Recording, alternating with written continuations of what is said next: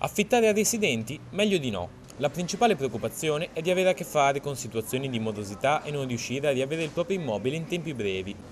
Sono le risposte più frequenti e sentite dai proprietari di casa che hanno aderito al questionario pubblicato dal comune di Santa Margherita Ligure, un'iniziativa con cui l'amministrazione ha provato a raccogliere informazioni interpellando chi ha più di una casa per capire perché le lasciano sfitte o preferiscono affittare a turisti per brevi periodi. A Santa, come nel resto del Tigullio, seppure con qualche differenza, trovare un posto dove vivere in affitto è complicatissimo. C'entra il prezzo degli immobili al metro quadro, tra i più alti in Italia, c'entra il numero di affitti brevi, il comune ne conta 1098 e secondo la rilevazione Istat 2019 il numero totale di abitazioni, sia occupate che non, è di 10.421. Le persone che hanno partecipato al questionario, era possibile farlo online, sono 59, quasi l'80% a Santa Margherita, un 7% a Zoagli, il resto tra Rapallo, Chiavari e Sesti Levante.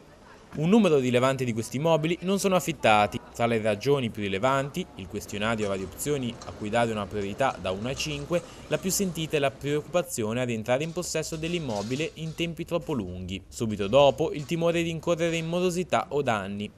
Più della metà indica anche la possibilità di averlo a disposizione per esigenze familiari.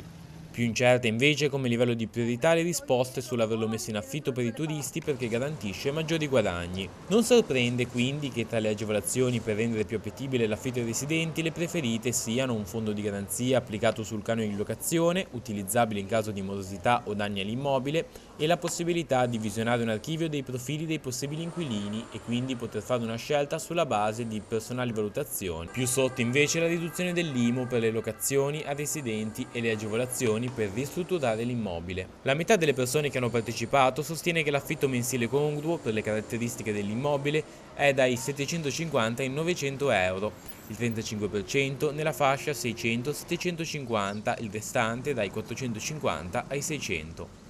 Tra le osservazioni, uno spazio libero in cui scrivere per chi voleva aggiungere qualcosa, si torna sul tema di avere più garanzie rispetto a chi non paga l'affitto. C'è anche chi dice di preferire gli affitti brevi perché così può usare lui stesso l'immobile per le vacanze.